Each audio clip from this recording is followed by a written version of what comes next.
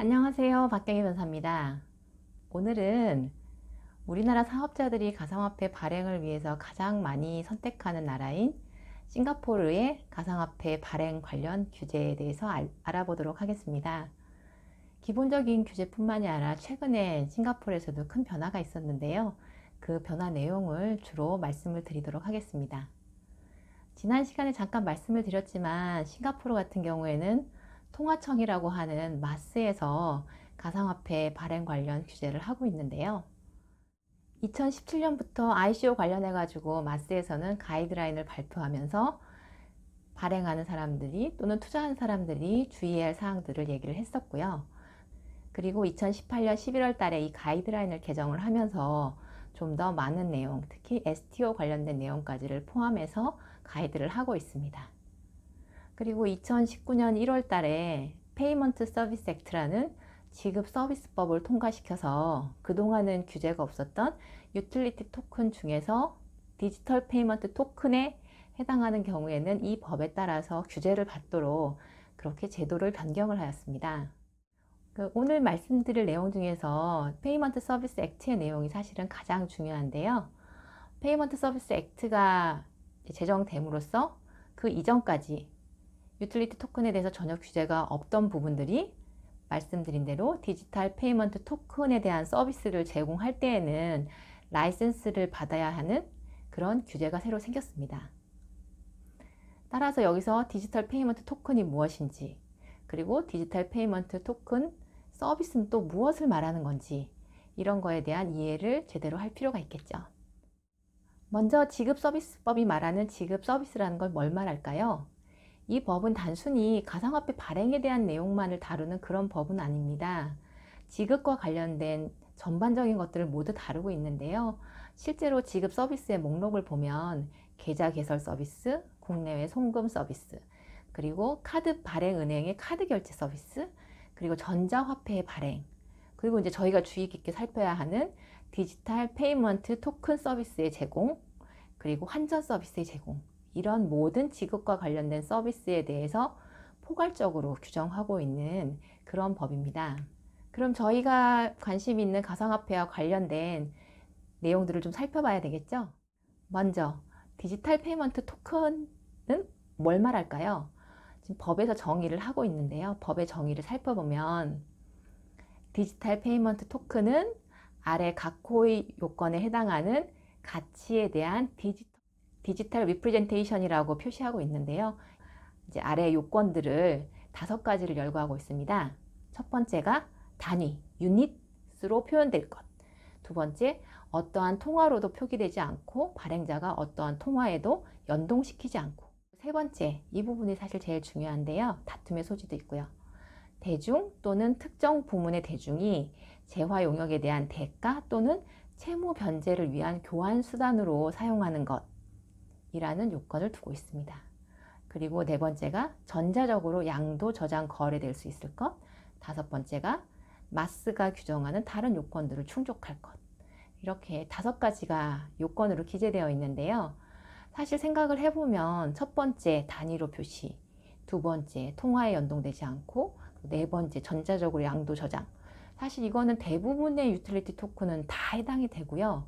결국에는 세 번째 대중 또는 특정 부분의 대중이 재화 용역에 대한 대가 또는 채무 변제를 위한 교환 수단으로 사용하느냐, 이 부분이 결국은 이 법의 적용을 받는 디지털 페이먼트 토큰이냐 아니면 받지 않는 일반 유틸리티 토큰이냐를 결정하는 중요한 요소가 될 것 같습니다.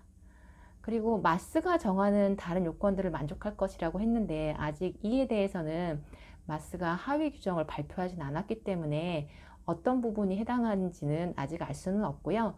사실 이 부분은 마스가 장래에 발표할 규정들을 좀 유의 깊게 살펴볼 필요가 있습니다. 지금까지는 디지털 페이먼트 토큰에 대해서 알아봤고, 그 다음에는 디지털 페이먼트 토큰 서비스는 뭘 하는 걸 말하느냐를 알아봐야 될 텐데요. 첫 번째가 이러한 디지털 페이먼트 토큰을 취급하는 것, 딜링인 하는 것, 보통은 사고 파는 것을 말하고요. 그 다음에 디지털 페이먼트 토큰의 교환을 용이하게 하는 것. 사실 거래소를 생각하면 가장 쉽죠. 교환을 용이하게 하는 그런 서비스가 디지털 페이먼트 토큰 서비스라고 규정을 하고 있습니다. 이렇게 디지털 페이먼트 토큰 서비스를 하려면 어떻게 해야 될까요? 아까 잠시 말씀드린 대로 라이센스를 받아야 됩니다. 지급서비스법이 정하는 라이센스는 세 가지가 있는데 환전 라이센스, 두 번째 기본 지급기관 라이센스, 세 번째 주요 지급기관 라이센스가 있는데 첫 번째 환전 라이센스는 저희가 살펴보는 가상화폐랑은 관련이 없고요. 결국 두 번째 기본 지급기관 라이센스, 세 번째 주요 지급기관 라이센스가 해당이 될 수 있고요. 이 라이센스 두 가지는 결국에는 거래량, 그러니까 규모에 따라서 나뉘는 거고요. 주요 지급기관 라이센스 같은 경우에는 이런 디지털 페이먼트 토큰 서비스를 제공하고 월 평균 거래량이 300만 달러를 초과하거나 2개 이상의 지급 서비스 월 평균 거래량이 600만 달러를 초과하는 경우에 두 번째 주요 지급기관 라이센스를 받으셔야 됩니다. 사실 생각해보면 저희가 가상화폐 발행할 때 규모가 굉장히 큰 편이잖아요. 기본적으로 몇십억, 더 큰 거는 몇백억 대이기 때문에 만일 해당 가상화폐가 디지털 페이먼트 토큰에 해당한다라고 하면은 주요 지급기관 라이센스를 받는다고 생각을 해야 될 것 같습니다.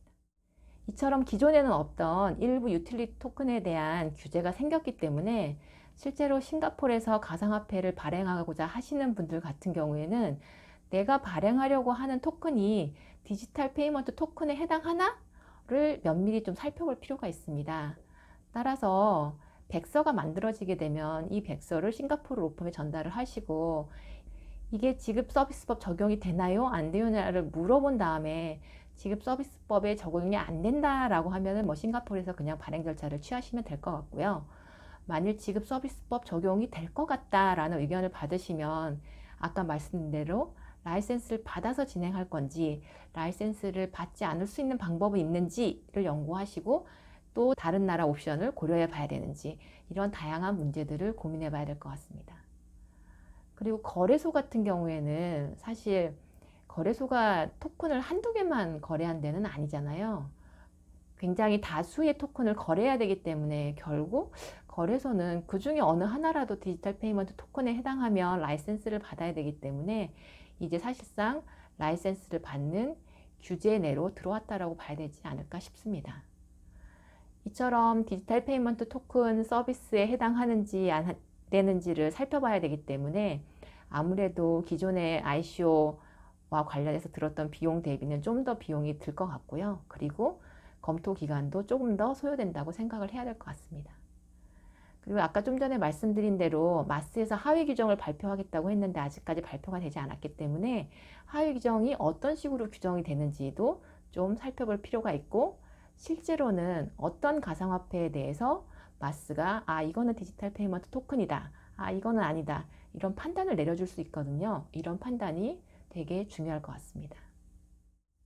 다음 싱가포르에서 STO에 대해서는 어떤 규제를 받는지를 살펴보도록 하겠습니다.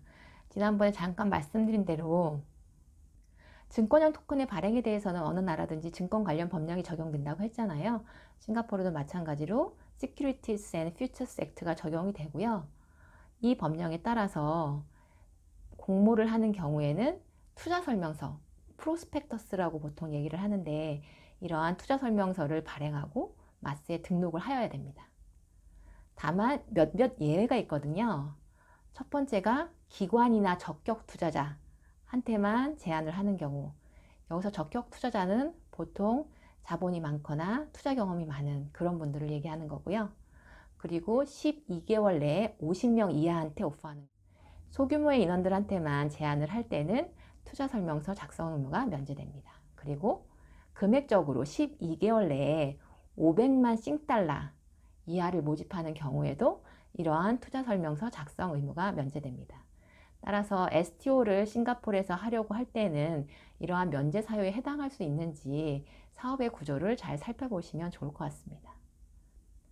그리고 싱가포르에서 STO를 할 때 라이센스가 필요한 경우가 있거든요. Securities and Futures Act에서는 캐피탈 마켓 서비스 라이센스를 취득해야 되는 세 가지 경우를 얘기를 하고 있는데요. 그 중에 첫 번째가 자본시장 상품에 해당하는 토큰의 인수가 이루어지는 플랫폼의 운영자의 경우에는 캐피탈 마켓 서비스 라이센스가 필요하다고 얘기를 하고 있습니다. 그동안 가상화폐를 발행했던 사례들을 살펴보면 많은 가상화폐 발행자들이 자신의 홈페이지를 만들고 그 홈페이지에서 신청을 받고 신청자들에 대해서 토큰을 배분하는 그런 방식을 많이 취했었거든요.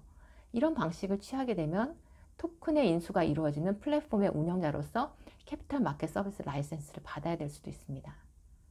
하지만 캐피탈 마켓 서비스 라이센스를 받는 게 쉽지는 않거든요. 자격 요건이 꽤 엄격한 편입니다. 따라서 STO를 할 때는 이러한 캐피탈 마켓 서비스 라이센스를 받지 않아도 되는 방식에 대한 고민이 또 필요한 것 같습니다.